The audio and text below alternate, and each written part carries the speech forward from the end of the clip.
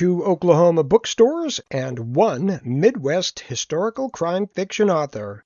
Howdy folks, this is H.B. Burlow, inviting you to join me on July 25th of this year for not 1 but 2 book signings in the Oklahoma City metro area. First stop will be Dream a Little Dream Bookery Nook at 8855 East Reno in Midwest City, Oklahoma, and I'll be there from 11 a.m. to 1 p.m. A scant hour later, I'll be heading over to Lost Pages Bookstore at 2207 North Kickapoo Ave in Shawnee, Oklahoma. I'll be there from 2 p.m. till 5 p.m. Copies of all of my current books, including the 4 volumes of the Ark City Confidential Chronicles and the 3 books of the current Wichita Chronicles, will be available. Plus, you'll get a chance to meet me, talk, and I'll be doing some readings and engaging with the folks there. July 25th, 2026. Look forward to seeing you.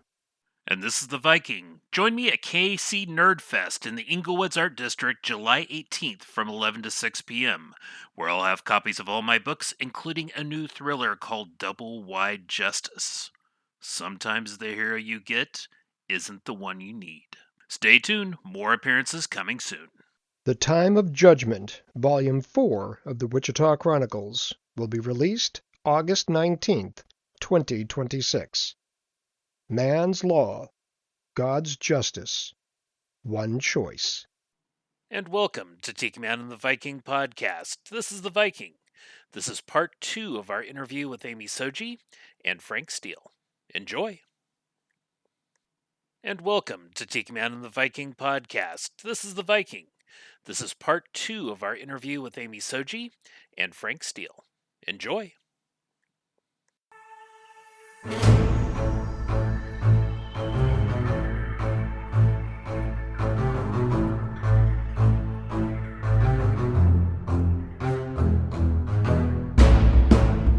Now, of course, Amy, you've got a thriller series. Yes. And yes. You've got human and you've got dog character. And cat characters. And characters. Yeah. That's interesting. That kind of happened No accidentally on purpose. The first book, I tell people I wrote the thriller I'd always wanted to read. Of course. And because I've been told for years, well, you can't have animals in there have their thoughts. That's a kid's book. You can't do that. And I said, but that's what I want. And as my background as an animal behavior expert, that's what I wanted to do. My animals' characters do not talk, but they are thinking creatures and they have a unique perspective in the story. Of course they do. So, for instance, the dog's ability to hear can't tell, as you're reading the story, the dog hears both sides of the telephone conversation that they're having in the scene. And that can help with the mystery of it, or he can smell the scent of somebody who's nervous that maybe says that they're lying. Wow. So there's a lot of different fun things you can do with that. That are real. Right. That are real. In the back of the book, I always put in the fact or fiction. And so I tell people, this is based on fact, and here's resources you can go look. Wow. And this part of it, I made that up. And that's pure fiction. But so I wrote a first book that I thought was a standalone book. And then the readers kept saying, but you keep talking about, my main character is very damaged in the first book. She doesn't want to leave her house. She has a whole series of locks, and you don't know what happened to her. They wanted to know what happened. So I had to find out what had happened to her. And so each book reveals a little bit more about her backstory, and she's changed from book 1, now I'm working on book 10 in the series, and she's gone from being the victim to being the one who is going to save the world, basically. That's so cool. And so that's a lot of fun. So it's a character arc over a whole series of books that I'm a planner, but I had not realized I was going to, and people ask me, well, are there more books? I've read all 9. When is the next one coming? And I said, as long as she keeps telling me more about her story, I'll keep writing the book. So yeah, I plan. I know the beginning, I know the ending, and I know kind of the big bad situation in the middle. And I kind of write toward those things. And I will try to find something unique about the dog or the cat character that's going to be a turning point. The dog has his own character arcs too, which is a lot of fun. And so I write to those points. I use Scrivener, so I color code. I write in multiple viewpoints, including the dog viewpoint. So they're color coded, and so I alternate chapters, and they're very short. And so I'll start the main character, and then the dog, and then the bad guy, then the main character, then the bad guy, then the dog. And so I can see I'm not writing in the same viewpoint in two chapters. So end of each chapter is a little tiny cliffhanger that keeps you, but you have to read two more chapters to get to that. Right. And it's very, very fast paced kind of a thing. So it's a lot of fun to do. I never would have expected to do this. And I started that first book was OWFI got it published for me. I had entered it in the contest 3 years in a row, gotten nothing. 1 year, they said you can't have animal viewpoint, and so they disqualified it. They didn't think it was. And the next year there was a snowstorm and all the entries were lost. They never got to the judge. And the third year, I got a really good critique back. I got second place and got a great critique, and one of the speakers who was here happened to have a small press, and I knew her from Thriller Fest, and so I had asked her, and she was helping me republish my out-of-print nonfiction. She said, "Yeah, sure, I'll take a look at it." She was the judge that gave me the second place, and I didn't know it. And I had answered all of her suggestions and everything. So she and her business partner, they published the first 3 books in the series. And I got a cover quote from James Rollins for the first book, because I had interviewed him on a podcast earlier, and knew people there. And so we did the first 3 books, and then several years later, I got those rights back, and now I'm self-publishing. Now, what is the name of the series? It's the her main character. Her name is September Day, which I got some pushback on, but she told me what her name was, so I had to explain. And that's part of her backstory. September Day and Shadow thriller series. Okay. So, and I call them thrillers with bite. So, now, with your background as a animal behavior specialist, did you find yourself having to hold back from all the factual nonfiction stuff in your? Info dump is the killer of all, anything. So, but if there's anything that I want them to know about it, I make sure that it's in there. But, a little bit at a time, salt and pepper, seasoning. And so there's no info dump, except at the end of the fact or fiction, I can, that's where I can do, like. But you're doing it as an educational thing. As an educational thing, because one of the books, I have a Maine Coon cat that was having all of these symptoms, and we thought, the characters thought, it's caught this horrible disease or whatever, and come to find out, the cat had HCM, which hypertrophic cardiomyopathy, which is in some lines of Maine Coon cats. Now, is that thickening of the heart? Yes. Okay. And so that is a reality thing, and so that made that part of the plot. Each one of these books has something to do with animal care or behavior. Okay. Like dogfighting was a theme in one. Macy had the hypertrophic cardiomyopathy, so I got to talk about the Wynn Feline Foundation that was doing research into all of that. So blending, blending of all of that stuff. There's new treatment for that now. So the most recent book, Macy was getting the new innovative treatment for it. That kind of thing. And is that the laser and Frank or the heart helped me waltz? with some of this, like with the dogfighting stuff. I went to the dogfighting museum. I didn't want anything on scene, so it was just basic background. But that was kind of the overarching theme, because I don't want to promote that, but that was the bad guys, and so they got theirs. Yes, I'm sure they did. So. It's actually interesting because Double Wide Justice. I started writing the novel last summer. This little short story kind of came out, and it was a throwaway line originally of the mayor's wife's dogfighting ring, and he sees things wrong because of his brain trauma. And so he thought that the mayor's wife was actually doing dogfighting to find out she's doing a rehab group. And so he starts working for her and then discovers that there is somebody using her to rehab the dogs. Okay. And they're going to come in and strong arm and take the dogs one night. Oh, yeah. Now, on behalf of Sir Pouncelot and Lady Mittens, I have to ask this because they listen to the podcast. Do you have any stories that feature Manx cats?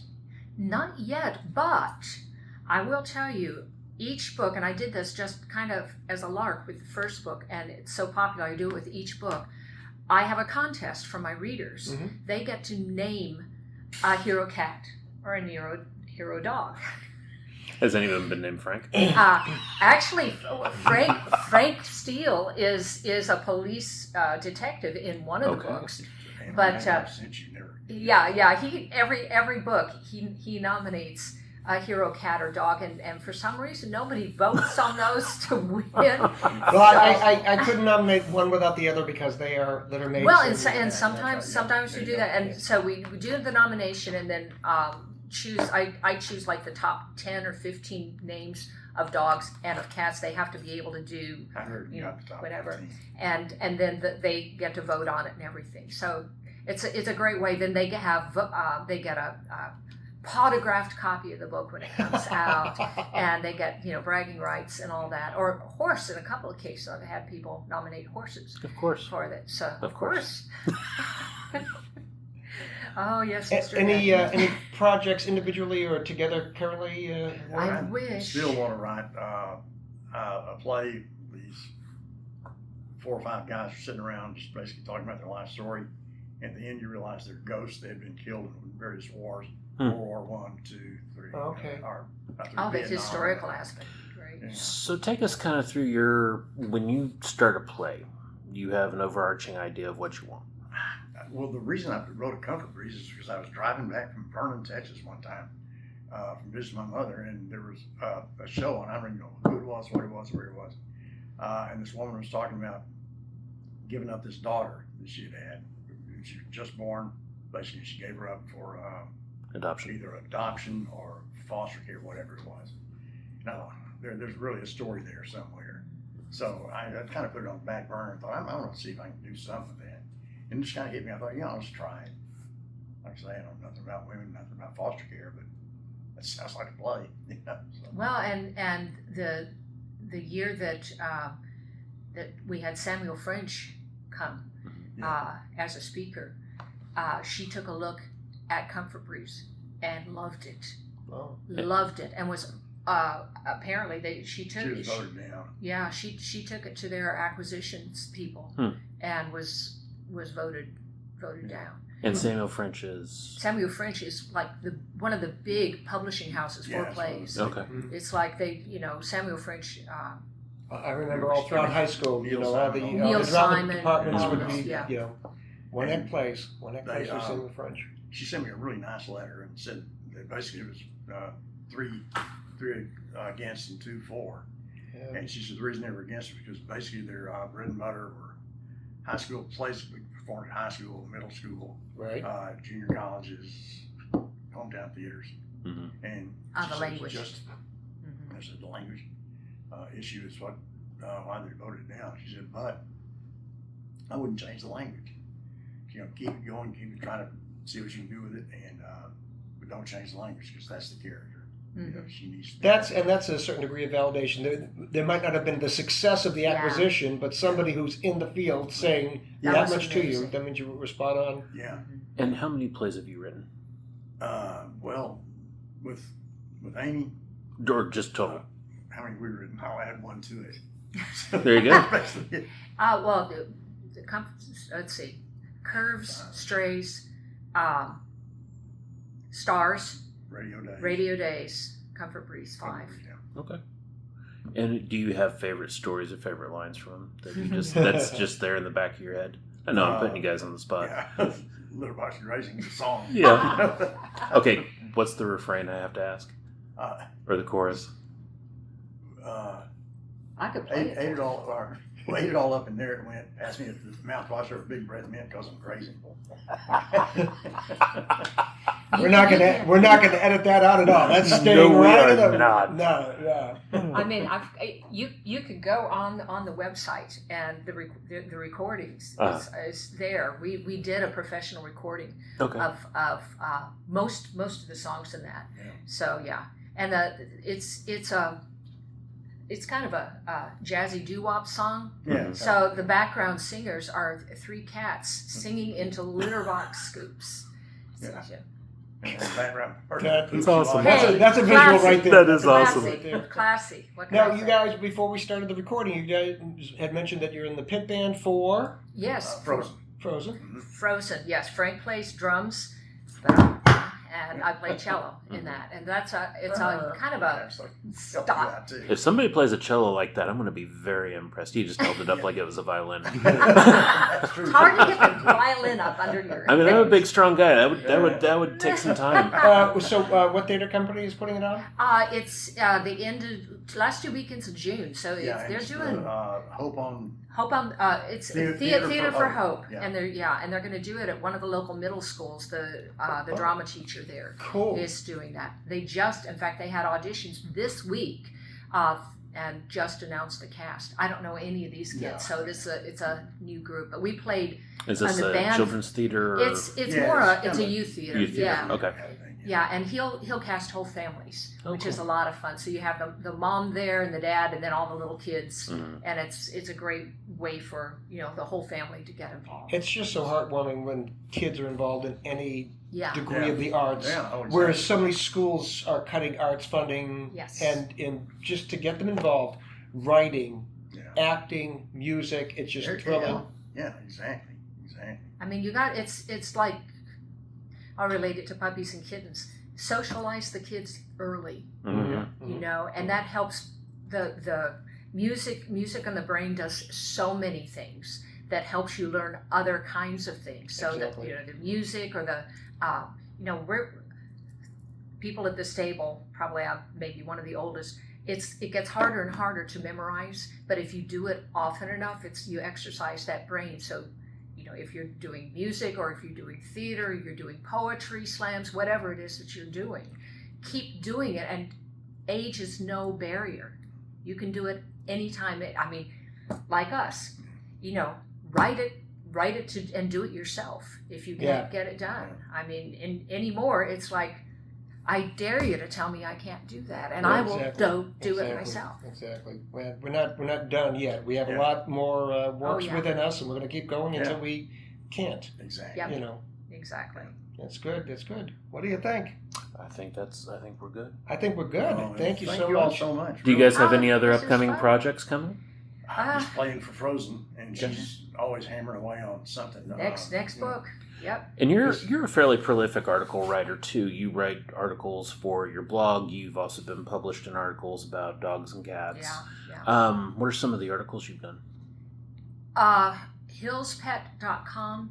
So the food company, the pet food company. I write a lot of the behavior stuff for them. And you also talked about a Purina. You did a couple books for that Purina. was years ago. Yeah, I was a spokesperson for Purina. Was on tour with Purina for many years. Yeah, and I had this is okay. This may go a little long, but I just wanted to you never know what's going to happen. I had scheduled a pitch session here at OWFI with an agent that was coming. The agent died. They had to have a replacement agent came in. And so, I had pitched her once before on a young adult horror novel and she said, people don't publish young adult horror.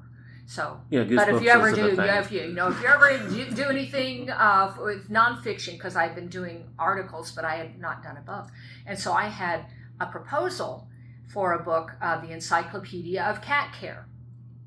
And so then I had been working with Purina on their tour, and I had gotten permission to use their name, the Purina Encyclopedia of Cat Care. And so when this new agent was there, and I had already met her once before just through the mail, I faxed her.